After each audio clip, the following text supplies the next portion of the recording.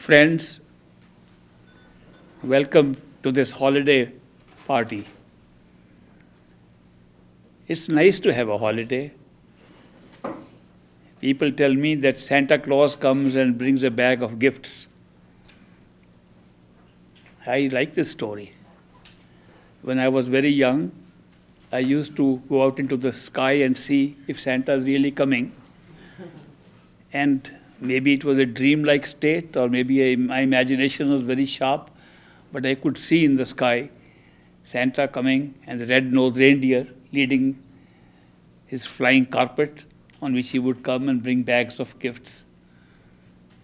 But a few years later, I met a real Santa Claus. A Santa Claus with a real white beard, not an artificial one. And that Santa Claus gave me the best gift I could ever get. The bag he brought directly in front of me, not through a chimney. That bag was so big, it contained everything. Besides the little toys that other Santas bring, this Santa Claus with the white beard brought a big bag and put the entire universe into it. He put all the universes into it. On top of it, he put himself into it and said, "Here is your Christmas gift. Here's your holiday gift." I couldn't imagine a bigger gift than that. And he said, this gift is not to be given once a year. You can get this gift every day and every night. So that's the kind of Santa Claus I've loved all my life. And then I come and share my holiday with you. That's what I'm sharing with you. That a real Santa Claus can give you gifts that you can't even imagine exist. Gifts of everything. Gifts of all that you can possibly conceive or not conceive. They're all put in the same bag and given to us if we have a real Santa Claus. The real Santa Claus is not sitting outside anywhere. He doesn't come from outside. He emerges from within ourselves. All we have to do is to go and meet him at his point of rendezvous, where he meets us. It's a very, very simple thing. You all have that Santa Claus in you. You can all get the gifts that I got from my Santa Claus. And the Santa Claus comes to us right inside our head, right behind the eyes. And when we shut these 9 doors that are upon our body, the 9 doors that open outward and create the experience of the whole world for us, the 2 eyes, the 2 nostrils, the mouth, the 2 ears, the 2 lower apertures, these 9 doors take our attention outside and they create our experiences of this world. They attach us to this world. They trap us into this world. They make this world our only reality. They cut us off from ourselves. They cut us off from our own Santa Claus. They cut us off from our own real true self. These 9 doors, when you can shut them, you open the 10th door. The 10th door is not outside of the body. The 10th door lies behind these eyes and opens inwards. When you open the 10th door, you will find that all the universes are already inside you. That the bag that the Santa Claus brings is already inside. And you have that gift given to you in advance by the Creator who created this physical body of yours. It was not a gift for any special people. It was not a gift for any particular race. It was not a gift for any nationality. It was for all human beings, for all time. All human beings at all times have had that gift given to them by the Creator inside their physical bodies, inside their heads. All that you have to do to see that the gifts are there is to open your 10th door behind these eyes inside your head. Shouldn't be difficult at all. I sometimes wonder what's the big problem about it. The problem is not the opening of the 10th door. The problem is the traps we have ourselves created through the 9 doors. The 9 doors that have led our attention outside into this world These 9 doors have trapped us into this world.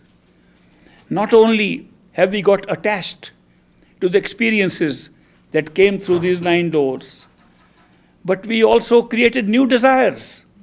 Based on one experience, we create more desires, and still more desires, and therefore still more attachments.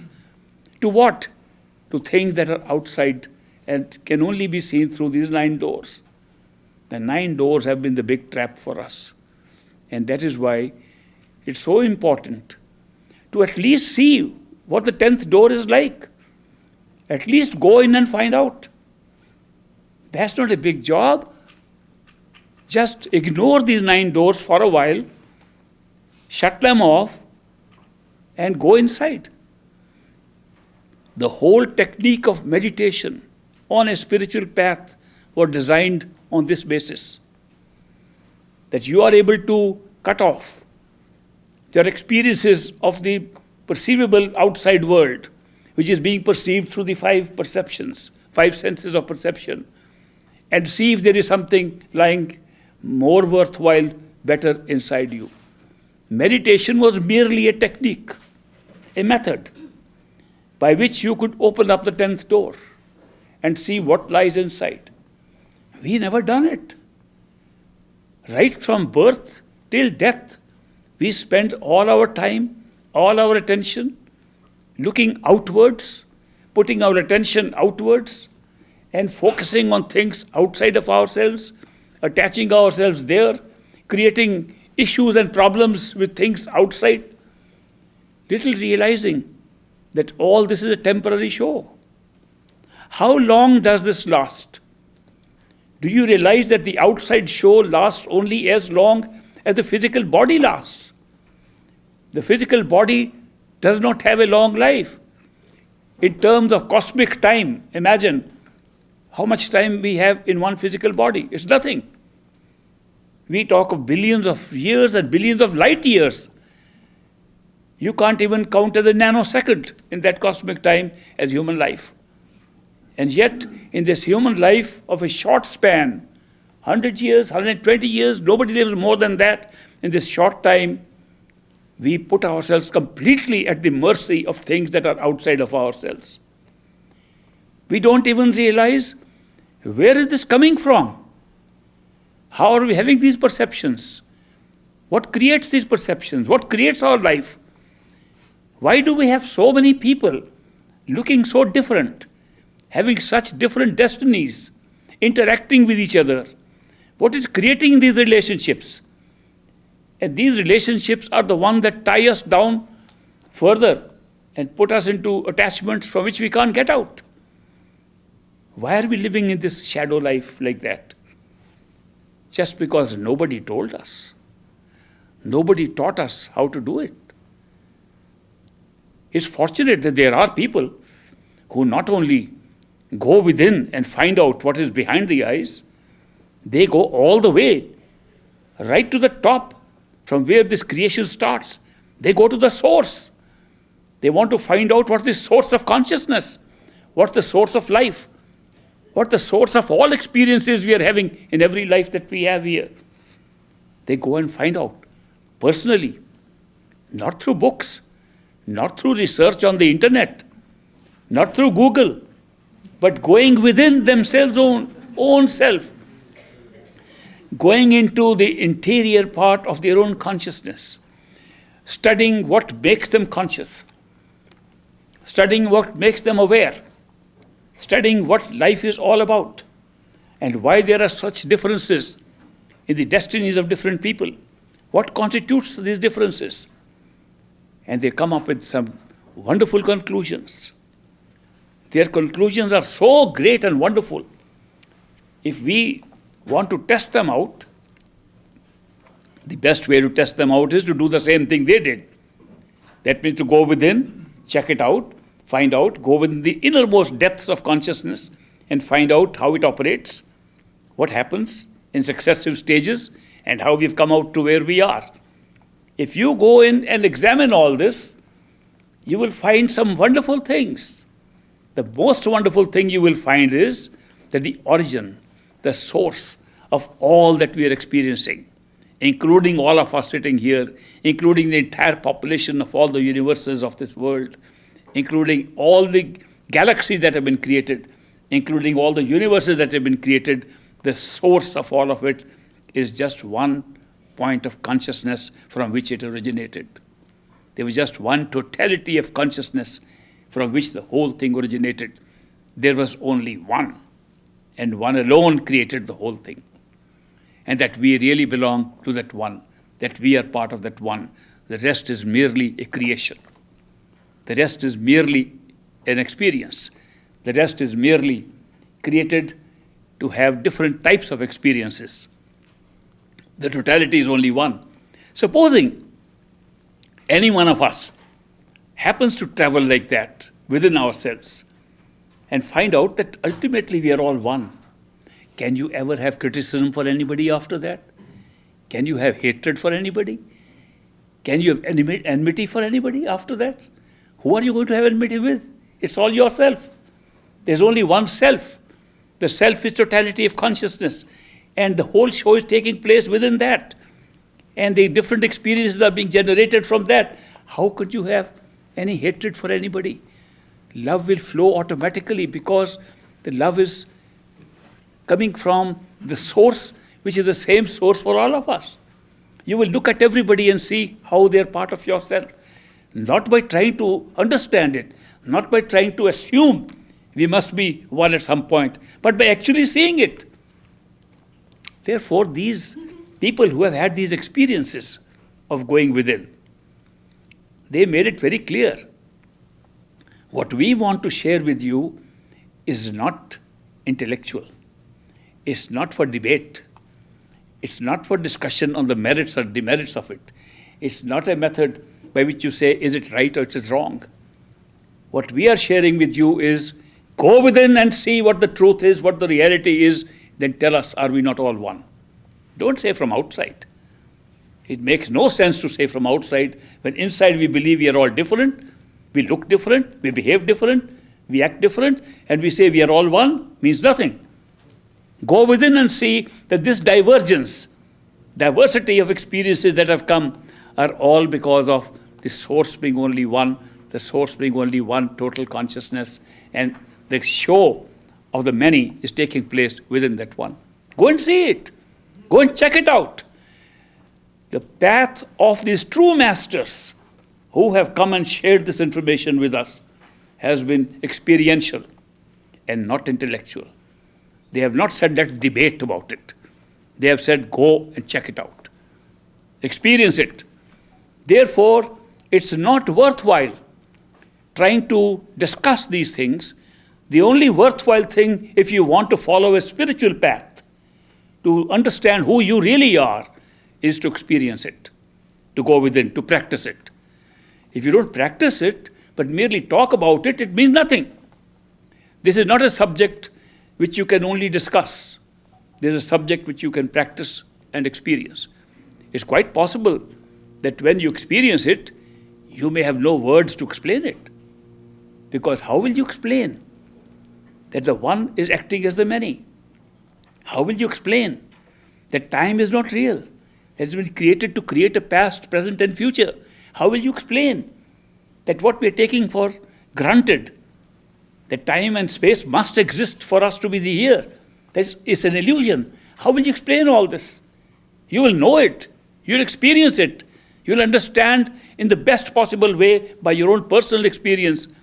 But it's difficult to explain to anybody. And therefore, the whole path is experiential and must be tested out personally. Therefore, if you say we're having a holiday party, the best gift you can have is the gift already placed inside you. The greatest gift of all. The gift of the entire creation and the Creator Himself sitting inside you. Isn't it amazing that we as individuals, even as individual souls, are sitting in exactly the same place where the Creator of us is sitting. And we don't know each other. And we're sitting outside looking for the Creator. That we are building things outside. We are building churches, temples, things outside to look for something that is inside us. That we run around attending workshops, attending seminars to understand who we are when the whole truth is lying inside, which is running around with us. We are carrying the truth with us and running around with us. Therefore, the real gift of a holiday lies within us, and we should go within if we really want to celebrate. People tell me about 21st of December. They ask me a lot of questions. What will happen on 21st of December, 2012? I told them something somebody wrote to me, a very beautiful explanation. He said there was a very powerful king, Mayan king, and he found out that in those days there was no calendar. There was no way to determine on which date what event will take place. You could make no appointments. You could not say, meet me at such a time or such a date, because there were no dates. So therefore, he said, instead of using the old method of deciding when to meet, which was to say, I will meet you in 3 days, then you take 3 pieces of stone and put them near you, and every morning when the sun rises, remove 1 stone, the 3rd stone is left, say, now we are going to meet. And both parties would use the 3 stones to meet in 3 days. He said, that's not a good method. We will design a better method, a Mayan calendar.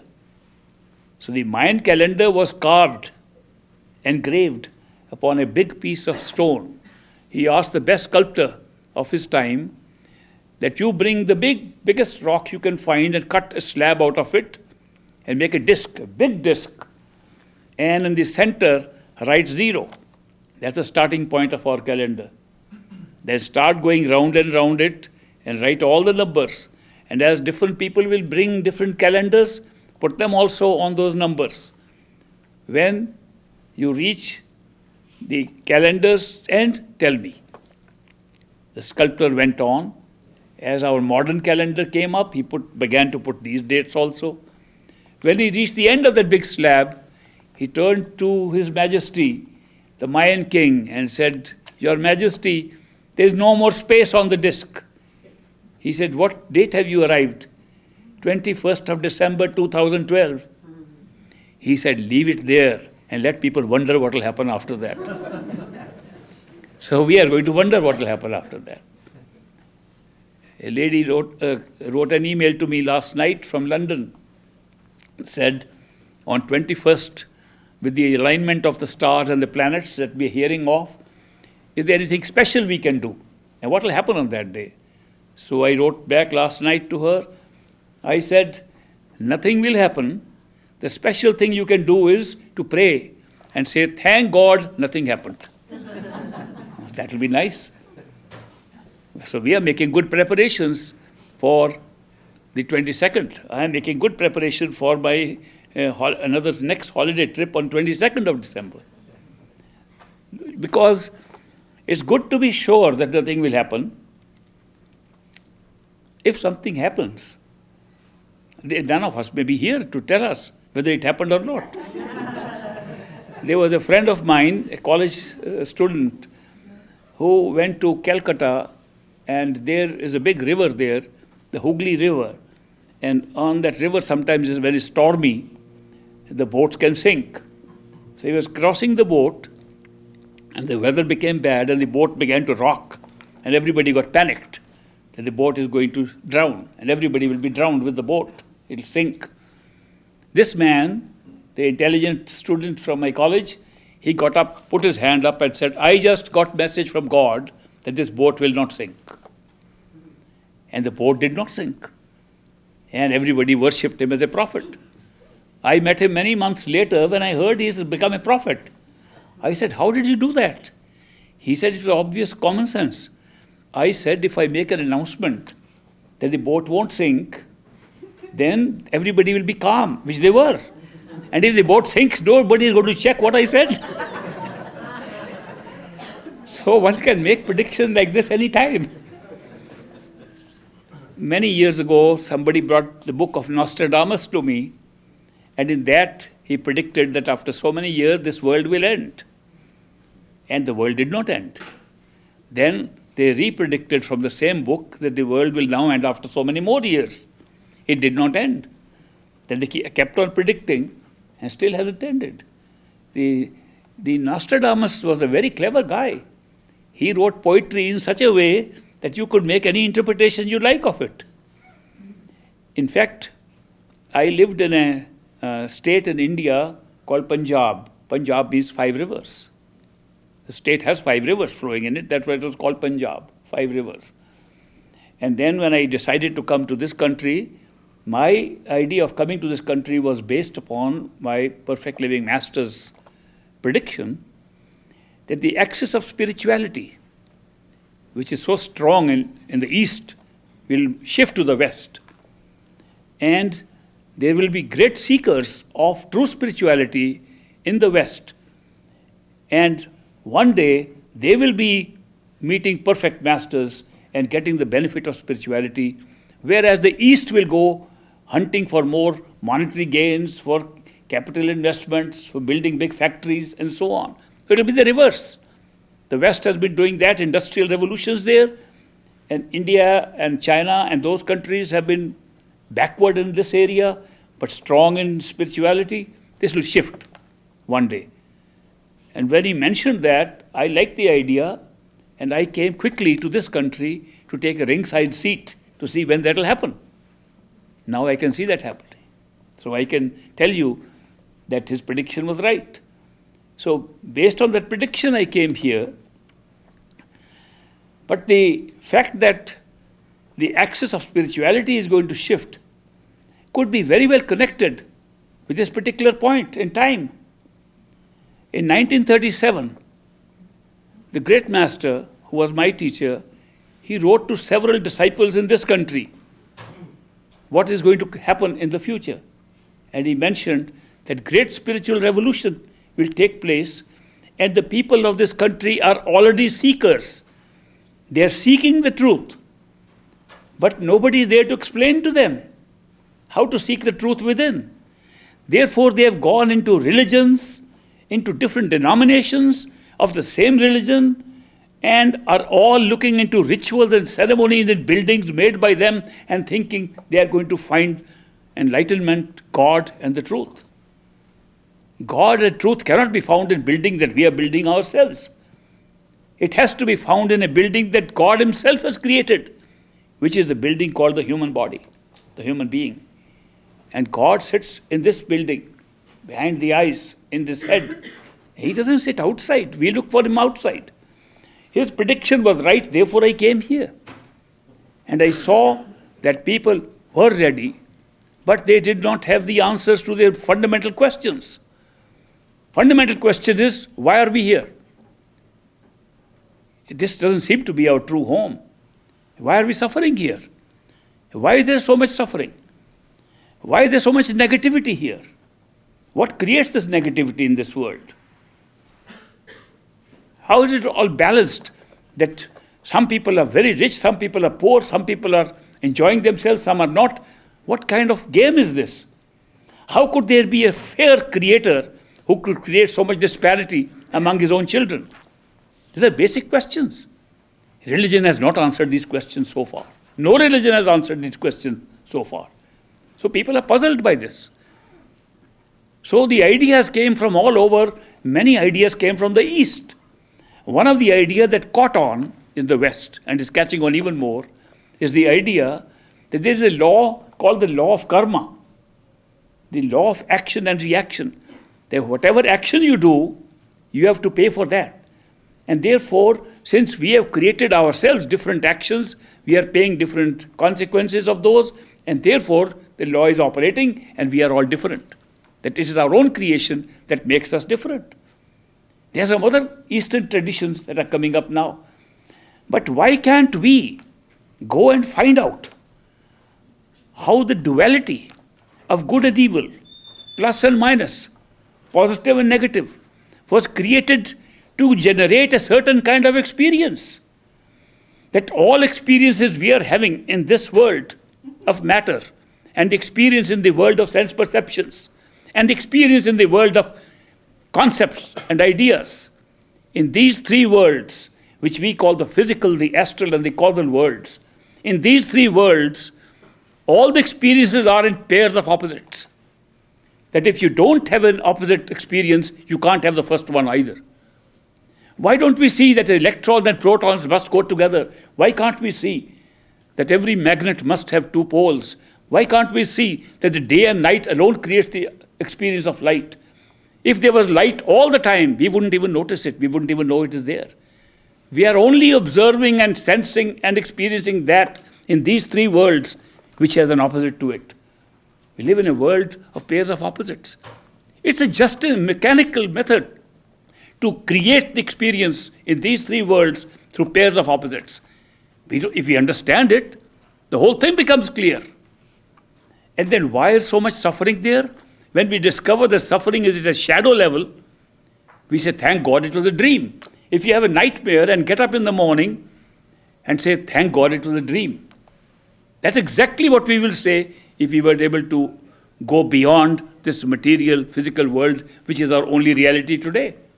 Why can't we see other realities that are existing side by side? And it's possible to do that. It's not that we have to go somewhere to do it. The reality that we have to find lies within ourselves. And all we have to do is to go within ourselves, within our own consciousness, which lies inside our body at this time. Therefore, we start by going within our body. Where do we go in the body? From where this consciousness is operating, from where we are talking to each other, from where we listen to somebody, from where we think we are operating if we were a unit of consciousness in the physical body. We are not operating from our hands and our feet. We are not operating from our torso, operating from the head. We look out from the head through the eyes. We think from the head. We do things directing from the head. So it must be in the head. If we are in the head, why can't we just close our eyes, go in and see what's happening there? We don't do that. We try to look outside. We learned how to focus our attention on different things. We never learned how to withdraw our attention to our own self. The secret of discovery of the self is how to withdraw your attention to yourself and not how to focus attention. Every time you focus your attention on anything, you're moving away from yourself. Because you are where you are, and the point at which you focus is away from you at all times. The spiritual path cannot be discovered by focusing attention on anything. The spiritual path is to travel backwards into your own self, into your consciousness from where it originates. You put your attention to the point where attention is going out from, where it originates, not something else that is catching your attention. If you go to something that is catching your attention, you are going out from yourself. To go within, you have to go back to the point from where your attention is flowing out. It's not that difficult that it looks, only we have never done it. We are inexperienced. And the only other difficulty, a catch, is that when we try to withdraw our attention to ourselves through a proper meditational technique, which of course can be easily learned, when we learn the technique of withdrawing our attention back to our own self, behind the eyes, the only problem arises that the thinking mind, which we are employing all the time and which we think is our own self, thinks of so many other things and takes the same attention away to those things that we are thinking about. Therefore, it doesn't allow us to be steady about being where we are. That's a little catch.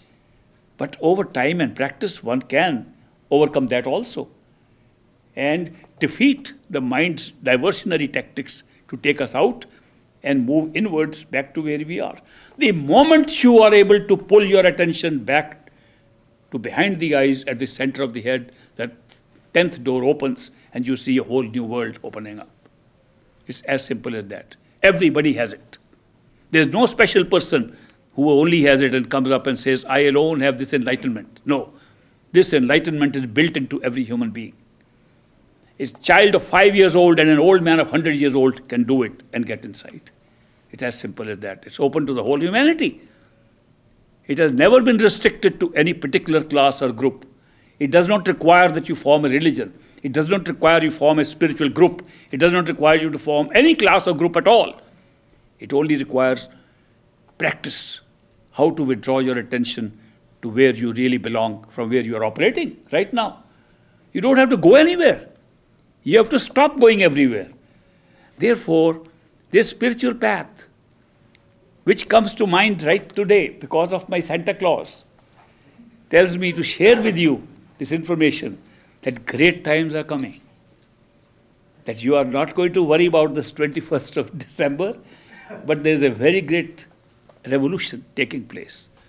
The great spiritual revolution that is taking place is bringing all the great teachings, the great methods of self-realization, the great means of enlightenment to the West in a very big way. So I am looking forward to seeing all that. What will happen to the countries that had so much spirituality in the past? They're going to manufacturing, more factories, more money, running after money, and copying what the West has done and failed to get any happiness out of. They think they'll get happiness out of that. We think we get happiness out of these material things. My richest friends are the most unhappy. I'm sorry to say that. I meet the richest people, the celebrities in Hollywood. On the screen, they look so good. You go and live with them for 2 days, you will see how unhappy they are. They are all having miserable lives. So what happiness does not come from those things that we think it does come. When you don't have them, you think that is what will give you the happiness. Happiness comes from an internal understanding of who you are, understanding of the game that's going on, looking at the game as a spectator, looking at life as a drama, and you are partly the audience and partly the actors on those shows. If you get into that stance, you will be happy at all times. Therefore, take it like a great show. It is a great show that's going on, and you will be able to enjoy happiness. I am not suggesting that don't exchange gifts. Exchange gifts. It's nice to share anything with anybody. We are all together here. We are all products of the same consciousness. We are all really, in truth, in our source, one. We are wearing different costumes, and our different costumes have created these differences. The difference is not in us. There is no difference in the soul of a person and another soul. The difference is the costume they wear. There are 3 costumes, very important costumes we are wearing. The first costume is the costume of our own mind. Our mind is like a costume. So therefore, when we take a mind on and put it on our soul, then the mind carries memories, mind carries old action that we have done, carries what reactions should take place, carries the whole law of karma on it, and carries the ability to confuse us, and ability to create doubts in us, ability to create fear in us. It's doing a good job. The mind as a costume is doing a great job, doing all these things. But that's not the only costume we are wearing. On top of the mind, we are wearing another costume called the costume of sense perceptions, the astral costume, the costume which gives us knowledge of what's happening outside of ourselves through senses. And that's another very great costume because we are attached to those senses. And we think the whole world comes to being only through our senses. That's not all. Another top costume on that, the very thick one, called the physical material body. Everything is now hidden inside this material physical body. So to pierce through these 3 costumes, 3 covers upon ourselves, is real enlightenment. Self-knowledge comes when we are able to shed these 3 costumes and discover who we are. And then we discover what a soul looks like. Then we discover what consciousness as a unit in its purest form looks like. It's a beautiful sight. It's all, to describe it in physical terms, just a piece of light. It's so much light. I give you an example. If 16 of these suns shining outside in our planetary system, if these 16 suns are put together, the brilliance of that sun is the light of each one of our souls. It's all sitting inside us right now. That much light is sitting inside us. Just go in and you see. These eyes can't even stand the light of one sun. And that's our own light. That's so much. Therefore, the pure soul does not have any of these things, the karma and sensory systems and duality and opposites and all that. Doesn't have any of this stuff. These are all put on to create different experiences, which we are creating now.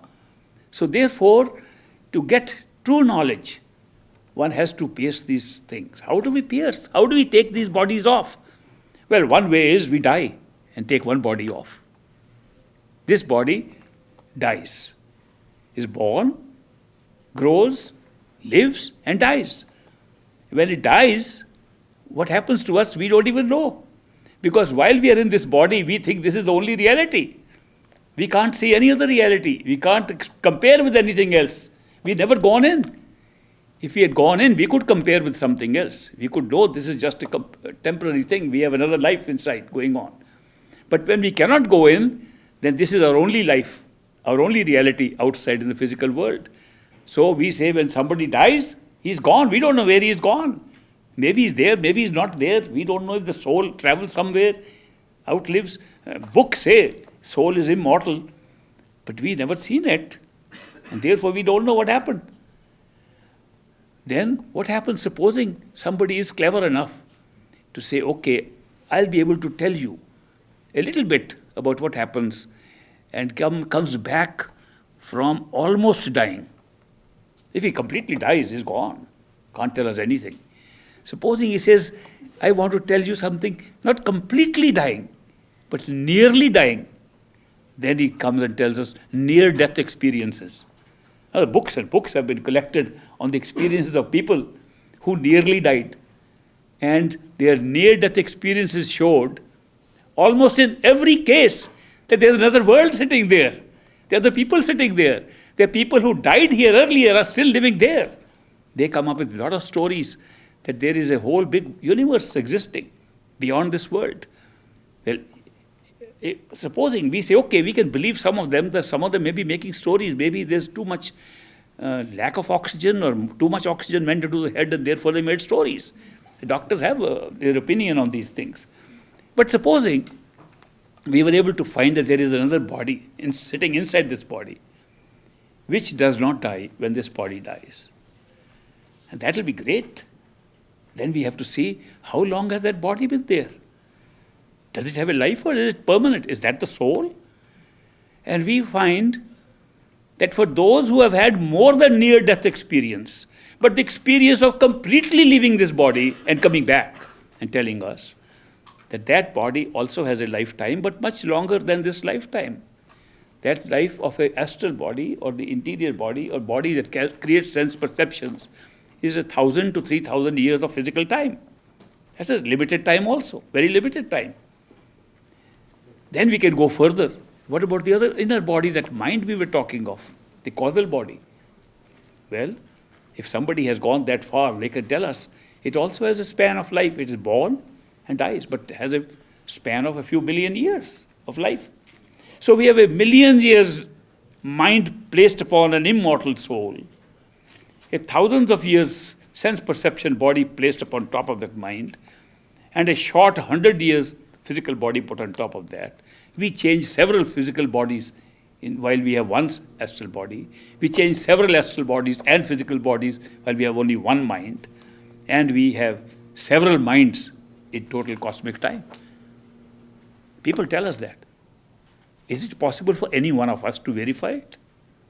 Should it not be possible that we all should be able to verify instead of relying upon these few rare cases of near-death experiences and nearly dying? Can't we die properly and have the whole experience of nearly dying? We can. We can have the experience of full death while we are still sitting in the body alive. We can die while completely living in this body, and that's what meditation teaches us, how to do it. Meditation teaches us that we can withdraw our attention from this body in the same way that attention is withdrawn when a person actually dies in a physical body. If you have seen physical bodies dying in hospitals or elsewhere, if you had the chance to see somebody dying in stages and hasn't died suddenly, so you couldn't see what happened, you will notice that the first thing that the person says who's dying is, where are my feet, where are my hands? That means the consciousness or the life force from the hands and the feet goes first. That means he doesn't know. Maybe say, put my foot this side, the foot is already this side. I've seen patients do that. Then the legs disappear, the arm disappear, the torso disappears last. The person is still speaking to us. And then when the attention is pulled back into the head, his brain dead, the person is dead. That's the process of death is a gradual withdrawal of life force from the extremities to the head, and then the life goes out of the brain. That's what happens.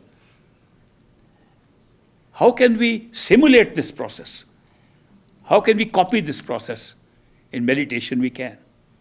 We can put our attention, withdraw our attention to the point behind the eyes. And as you practice withdrawing attention, the same thing will happen. You will not know where your feet and hands are. You will not know where your legs are, where your arms are. Eventually you will not know where your torso is. You will not know where your body is. Body will disappear, and yet you will have a body. A personal experience that you have another body inside this body.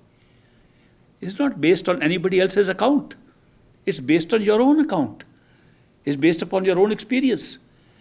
And the truth is that all of you sitting here and everybody, every human being has this capacity. You all have the capacity to test it out, that there's another body sitting inside this body. And that is revealed. Not only that, if you fully reveal that body for a time and understand how that body is operating and how long has it been operating, go back into the memory of that body. You will be able to remember things that were way earlier than the time of this physical body at all. You will be able to recall events that happened in that body much earlier than this body. So you'll be able to find out that that body you have had for a much longer time than this. That body can move from one physical body to another and has been moving. You'll recall how many bodies you have had. You think your name is what is given to this body. Inner, you'll discover that you had many names. You have a different name for different bodies. Names were given to the bodies, the physical bodies that covers upon us. These experiences are the best way to see what happens after death. Instead of dying, you die while living. You get the experience of dying without actually dying. Then you can tell everybody what happens. Otherwise, you can't tell. If you physically die and the body is buried or cremated, then you can't tell anything. But with this way, the same body is still there. You can share this information with the others who are still around you. So these perfect living masters who have done nothing more than perfected their journey back to their totality of consciousness, that they have been able to pull their attention back to the top. They share this information with us, and they tell us simple methods by which we can all verify what they are saying and experience it. People sometimes ask me, what's the advantage of all this? Why should we do it? Well, there are many minor advantages and some major advantages. The most minor advantage is that you lose certain things which have been big botheration to you, like you don't get angry anymore. That's a big thing. You don't hate anybody anymore. That's a big thing. You don't make judgments on people. That's a big thing. But the biggest thing, of course, is you discover that all of you are one, and therefore you love everybody. That universal love comes in such a strong way just by this discovery, that after this glimpse of who you are in your reality, when you open your eyes, you see that this extension of yourself sitting around you all the time. And therefore, such a strange kind of love flows for everybody. And they can all feel it, that the love is there. And that cannot be induced by thinking about it. And that cannot be made up by pretending about it. And that's a very major advantage of this experience. There's an advantage in this very world while you're here. Other advantages are, if there are other afterlives, we can see what the afterlives are. If there are other reincarnations we have to go through, we can see them. We can see the whole future, the whole past. We can see how time was created, how events have been loaded on time, how destinies are created, how destinies are stored, where they are stored, where we pull them out, how we bring them into this life. There's a lot of information. A lot of very useful information comes up as a byproduct of trying to know who you are. Just trying to know who you are gives you so much other information that it is an endless adventure. We came out from our own home, Sachkhand, true home, our totality of consciousness, and devolved into the many for adventure. Now we go back for a bigger adventure. We go back to find that what we thought was the biggest adventure was only a very sham kind of game here going on. That the bigger adventures lie inside. And so we reverse this process and go into the bigger adventures. And the bigger adventures can be things like going into the astral plane, which is a plane or a world or a creation that overlaps this creation. We go into that overlap of this creation and fly through it. Because in that part, with the astral body, there is no gravity, and you can speed up very fast through that universe. You can go and explore all the galaxies we talk about in science. We read those in books. Why not go and check them out personally? Why not go and see if there is life anywhere else in this universe? And what kind of life it is? Why not go and check out personally, by a personal flight into that area, through your sensory systems, and see, are different laws of nature operating there? You'll be shocked at finding out how much life there is elsewhere in this created universe, and how many different laws of nature operate there. They don't all function like this planet. This is just a solitary one single planet, and we think life is all over here. This is a much bigger universe. Under the mathematical law of probability, which nobody knows how it works, but it works. If it didn't work, if the law of averages and the law of probability, two mathematical laws, did not work, all the casinos will close down. They make their profit based on these two laws. So the law of probability says that according to the information we have gathered so far about the vastness of this universe and the number of galaxies that there are in this universe, that there have to be at least, this is a mathematical calculation only, there have to be at least 28,000 planets identical to the planet Earth. And if planet Earth sustains this kind of life, the law of probability says probably there are at least 28,000 more planets like the Earth in this our own universe, which we have observed through our telescopes. How can we imagine that life only grew on one place and didn't grow to other places which are similar to this? Therefore, can we check it out? We haven't developed the time travel to that extent that we could go over several billion light years in one lifetime. And physical body is impossible. But in other body it's possible, where you can move faster. Therefore, why not check it out in that body? And I can tell you, you can check it out. I'll give you an example of another universe that exists. You can go and check it out in the astral plane, where time is controlled individually by every inhabitant of that universe. That means some people are moving faster, some people are moving slower in time. And they can vary the rate of time. It's just an example I'm giving you of a universe that exists. There are universes existing which have totally different laws that operate those universes. And we are stuck with the laws that operate on this planet and think this is the only thing created in the universe. We are so bound by this little experience. Through this practice of knowing yourself and practice of just going deeper into one level of your consciousness, you can have all those wonderful experiences. If they are not great adventures, what are? I can't imagine a bigger holiday and a bigger adventure than going and having a dip into one of those areas. So therefore, there are many advantages of doing this. Of course, the biggest advantage is the discovery that ultimately our source material, the substance of which consciousness is made, consists of something different than what we think. It consists of those functions that are being performed right now inside us, which the mind cannot perform, sense perceptions cannot perform, and physical body cannot perform. Those functions belong to the soul or consciousness per se. What are those functions? First, love. The experience of love we are having here is not possible without that.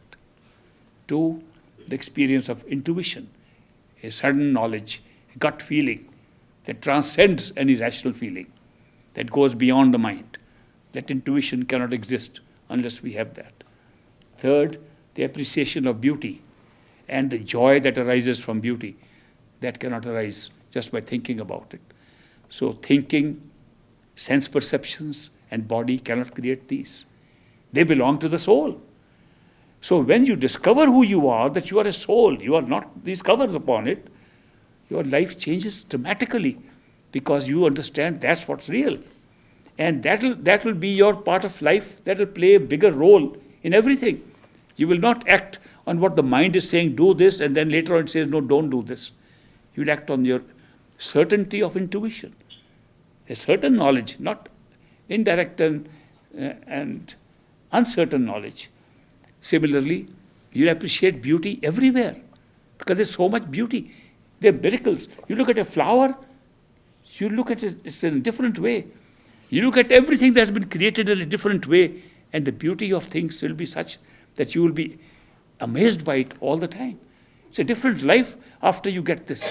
And then you will have this knowledge which is coming from inside, and the joy that arises, this intuition, joy, love. These are the greatest thing that can happen to us, the greatest gift that can come to us. You want to have the best gifts for the holiday, and those are the gifts, and they belong to you, and they belong inside your physical body. So my suggestion to you is celebrate this holiday. How? More meditation, more understanding who you are, more going within, more contemplation, more love, more feeling of gut feeling and going on gut feelings. Do that in the holiday season and see your life change.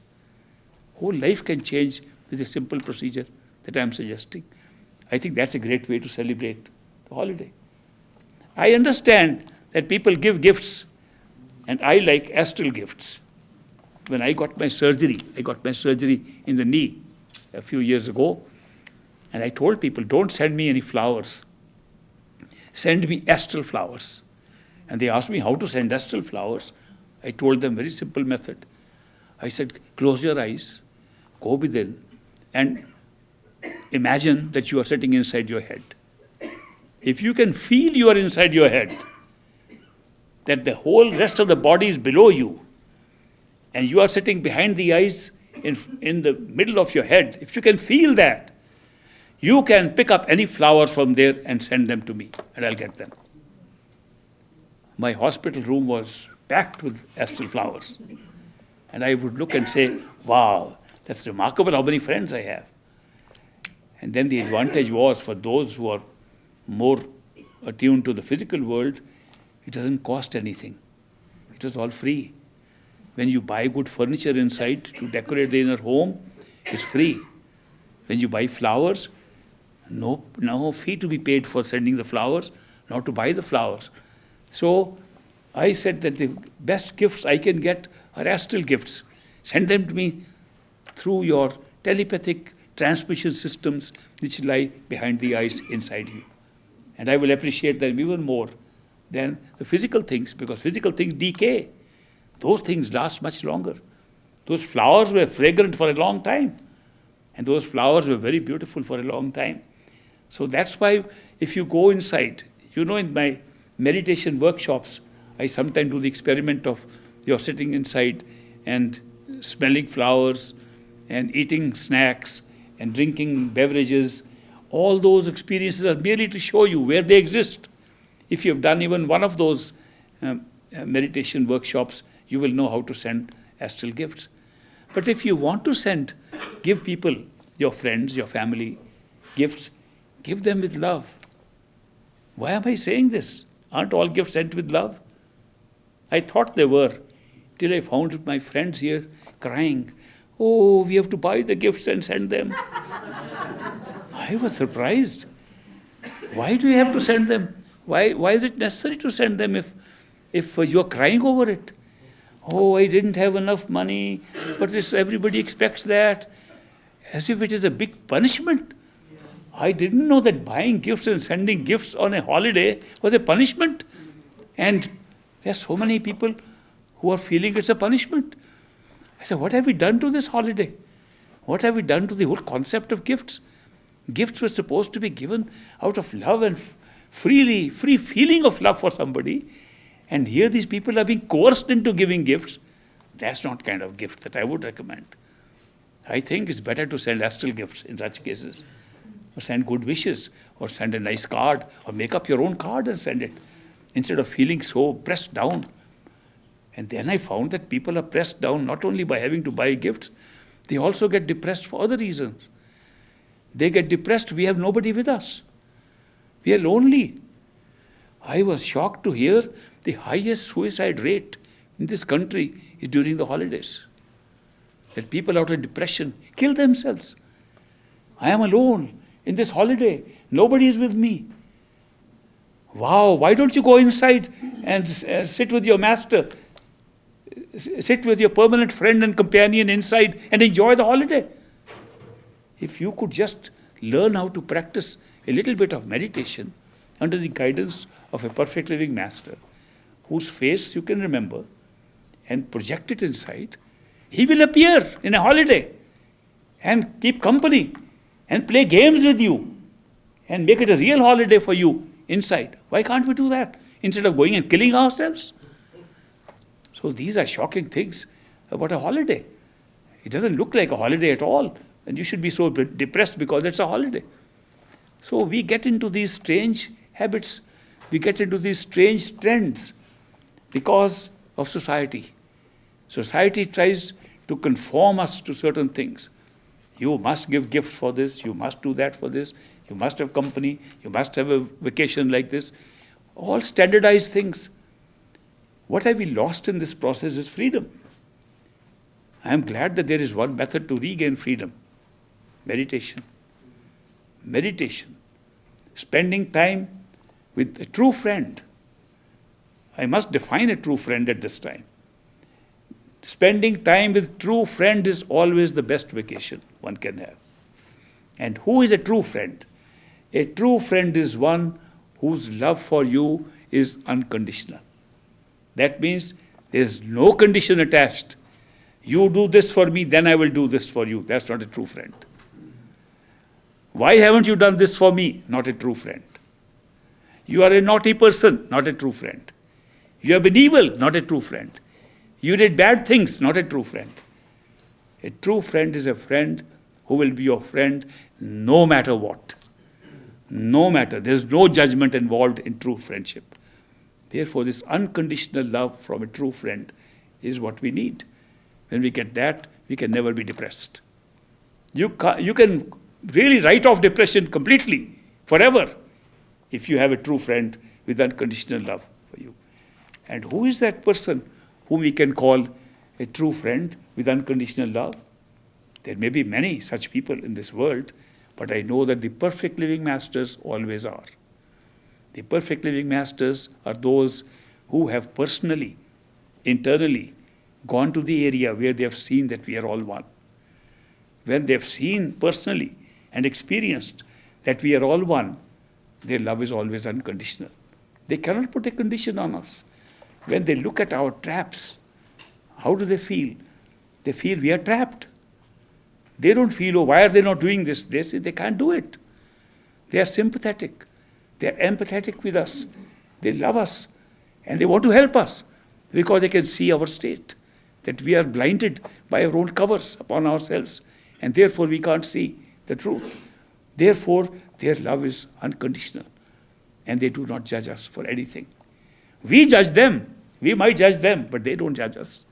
And therefore, that kind of friendship lasts forever. The only permanent friendship that I have experienced is with a perfect living master. That's really perfect, it's really permanent, it's up to eternity, I am sure of that. Because they come from where eternity is created. They come and tell us how to go beyond eternity. They come and tell us how to go beyond time itself. Therefore, their love is not conditioned by time, space, or anything. That's the kind of friendship that will be an excellent and the best antidepressant I can think of. And therefore, where do we find such a friend? How do we find such a friend? Can we find one? Oh, I'm sorry. We can't find one.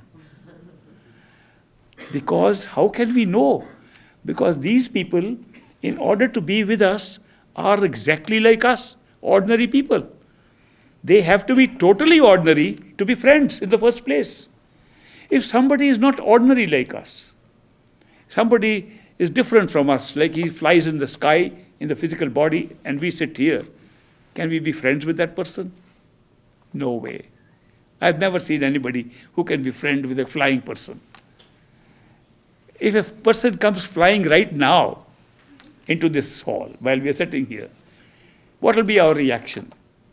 Some of us will say, there must be some catch, some string is there, and he's playing a trick. And if he's not playing a trick, some of us will swoon, might faint. How is he doing it? And we may even admire him, even worship him. But nobody will love him. Nobody will be a friend of his. If he happens to fall down, many of us will get and say, are you hurt? And we'll have some empathy and love for that person. You have to be utterly, entirely ordinary, like us ordinary persons, to be a perfect living master. If you are not like us, you cannot have this kind of friendship. You can have teachers who may be above you. They can teach you, but they cannot be friends. Friendship requires that you be at the same level.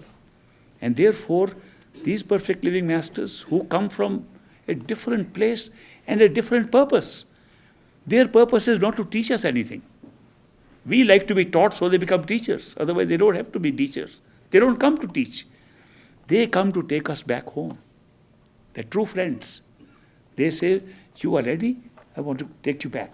We'll go together. They never say, go, I'll show you the door and you go. I think somebody sent me a cartoon in which there's a dark place and a little curtain in front, and the person is saying, I said I'll take you to the door, you have to go in yourself. Oh, I said that. You said that, yes. It was very telling how many teachers tell us. Teachers tell us, now you do it on your own. Not perfect living masters. That's not their way. They say, we'll go together, not alone. We'll go together all the way, never alone. We'll never be alone again. If we follow this path of perfect living masters, we'll never be alone again. So therefore, they take us with them. And this is the greatest friendship that I have found. We can't find them, but they can find us. At least that's a good thing. So what can we do to be found by a perfect living master? Only one thing. Seek in your heart. Seek and you will find. Seek and you will be found. Seek in your heart. Don't shout outside. You don't need to shout outside if you want to find a perfect living master. If he needs to be heard outside, he's not a perfect living master. He should be one who can hear your heart, who can hear your soul. And if the seeking is in your heart and soul, and he appears in your life through a coincidence, test him out for a while and see if he could be that person. But he will appear in your life through a coincidence, through a strange happening, and he will use any means to appear and gradually convince you he's the one that you are waiting for. Why gradually? Why not all at once?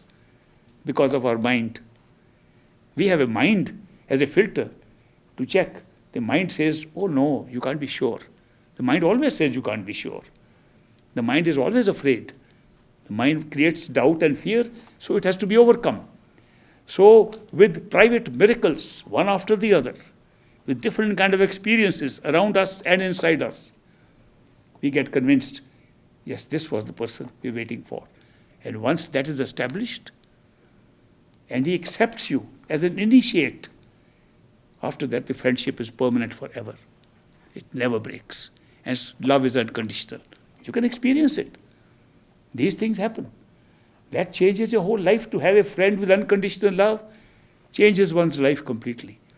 So that's why in this holiday season I say, take full advantage of this opportunity of having an unconditional friend. Seek in your heart. You will find. And when you find, take the first leap on trust. First leap to see, let me see if there is something inside, on trust. The rest only on personal experience. Only believing what you see and not what other people are seeing. You don't have to believe what others are saying we are seeing. Believe what you can see. And then build upon that. And build upon your own experience, not other people's experience. And remember, the spiritual path I am talking of is not a mechanical path at all. It's not that you can sit in a certain posture, in a certain asana, in a certain yogic situation, and then perform certain exercises and you will get anything. Unless there is love and devotion in the seeking, in the prayer, in the meditation, it's all hollow. Beyond the mind, nothing pulls you towards your true home except love. Therefore, if love is missing, you are going to go in circles round and round in your mind only. Without love and devotion, all worship, all meditation, all seeking is futile. It does not take you to your true home. It makes you go in circles in the law of karma and goes in circles in the mental realm. Therefore, any kind of meditation that you do, any kind of prayer that you do, should be done with the utmost of love and devotion for your Isht. Isht means your beloved. If you have a perfect living master, he is a great Isht, he is a great beloved. If you don't have one, you have some beloved. Good enough for meditational practice, for knowing yourself. You're not knowing it for your beloved, you're knowing it for yourself. But love and devotion for a beloved is essential for meditation to be successful and to be spiritually effective. I keep on reminding my friends that meditation is not good enough by itself. It should be effective meditation. It should give you something. And people come and tell me, we have been meditating for 40 years and got nothing. I say, there must be something wrong somewhere. If you do anything else in life and it doesn't work for 1 day, 2 days, you give it up. You work for 40 years and nothing happens. Somebody writes a blog on the YouTube, says, I worked 35 years and got nothing. And you took 35 years to find out you got nothing. Didn't you run up and say what's going wrong? When you learn something, you don't stop at one thing and say, now I'm going to wait till it happens. That's like blind faith. Religion has taught us blind faith and we are applying it to everything else. Religion said, believe this, and then stop at that, and believe for the rest of your life. And we are applying it to a spiritual discipline, applying it to spiritual seeking. It doesn't work anymore. Can we apply the same principle to learning a subject like physics or chemistry or something? Can we say, I've learned one lesson, now I'm going to wait? You have to keep on learning. You have to keep on working. You have to keep on moving forward. Therefore, the spiritual progress is made when we get some experiences added on. They can be external, they can be internal. But some experiences should go on miraculously happening. You should feel there are miraculous things happening. There are new things happening. And if they are not happening, then you're not making any progress. If you're not making any progress, go to your teacher, go to your guru, go to your master. What's going wrong? You said this will happen. Why is it not happening? He'll tell you why not. And if you find out, oh yes, I missed out on something, you can take care of it. So therefore, please remember, the spiritual path is totally experiential. And you make progress as you go on it. And one lifetime is very short time to get all the results. People who quickly get some results in this life have already done work in a previous life. Those who have not done may have to do more work in the next life. It's a big project. To go to your true home while sitting in this physical world through this physical body and through the process of withdrawal of consciousness and attention to yourself, looks simple. Indeed, it is simple, but it's difficult at the same time. We have created the difficulty ourselves. We have thrown too many obstacles on our way. We have thrown the obstacles of our attachments to this world on our way. We have thrown other obstacles on our way. And therefore, the journey becomes tardy. Otherwise, it's simple to withdraw your attention within and go. It's a very simple process. Process continuously at all levels is the same one. Go within your own consciousness. Period. It's not that the process changes when you reach one stage. The process is still the same. Go within your own consciousness, not outside of it. Because every level of consciousness creates a new universe for us. It's a new world, just like this world. This world has been created because we have physical bodies. This world does not exist if we don't have physical bodies. The physical bodies and the sense perceptions operating through physical bodies create this world for us. We leave this world and the other sense bodies create a sensory world of a different kind. Much of it is common because of the overlap. But it's a different world. You go higher, it's still a different world. They are all worlds external and outside of the self. At every level, to go further, you have not to go further anywhere outside there, but again inside the same consciousness. Process is very simple. And it all needs practice. More practice, more practice. So I urge upon you, celebrate the holiday. More practice. Some of you may not like it. They want to get away from practice. But anyway, my suggestion is that if you want to really enjoy this holiday, go within and check it out and enjoy the friendship that is available to us, the unconditional love and friendship that's available to us from a perfect living master. And I can tell you, they are always perfect living masters who respond to our call of seeking anywhere in the world. It's not that they are confined to any particular place. They appear and they work with their seekers. If you are a seeker and continue to seek, you may meet a small teacher, you meet a big teacher, you may meet a small master, you may meet a big master, you may ultimately, if your seeking continues, you will meet a perfect living master. And that's a guarantee. So I am glad that this is a great turning point in our spiritual revolution in this part of the world. And I'm looking forward to a big change the next year in the seekers of this country and seekers of the North American continent, in looking forward to greater opportunity for self-realization and for really celebrating the holidays, not once a year, but every day and every night. And thank you very much for very patiently listening to me. Now we'll have a break, and I've given you plenty of food for thought. Now you can have a little snack for the body.